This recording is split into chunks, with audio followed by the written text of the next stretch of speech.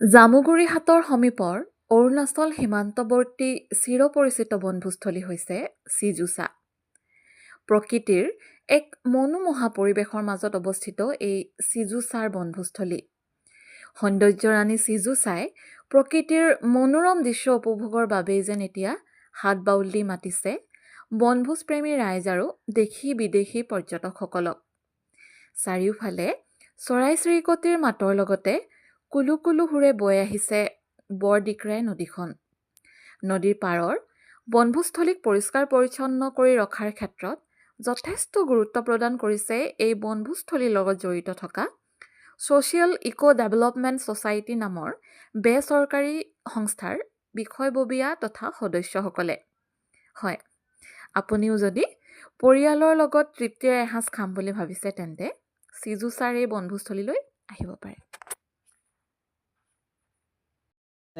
আমাৰ অৰুণাচল আৰু অসমৰ মানে এইটো বৰ্ডাৰত যিটো আমাৰ পিকনিক স্পট চলি আছে, ইয়াত খুব সুন্দৰকৈ মানে ইয়াত চলি আছে আৰু অসমৰ পৰা বিভিন্ন মানে দূৰৰ দূৰৰ পৰা আহি ইয়াত আমাৰ ফূৰ্তি কৰিব আহে আৰু এতিয়া আহি আছে।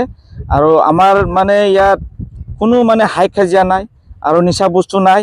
ইয়াত আৰামত খাই পেলাই আমাৰ ইয়াত মানে আৰামত মানে শান্তি পাব।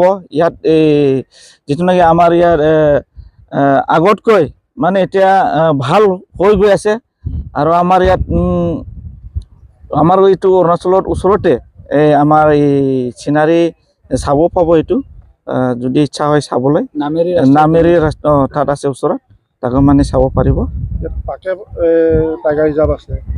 পাকে টাইগাৰ ৰিজাৰ্ভ আছে আমাৰ ইয়াতে, নেশ্যনেল পাৰ্ক আছে তাত। আৰু তাকে মানে চৰকাৰে ভাল মানে ছিষ্টেমটো লৈ আছে, ভাল ডিচিশ্যন লৈ আছে। ইয়াত মানে ফিউচাৰত মানে খুব ভাল হৈ যাব বুলি আমি আশা কৰিছোঁ। টুৰিজম প্লেচ হৈ যাব, এইটো মানে আমি আশা ৰাখিছোঁ। আজি কিমান মান আহিছে?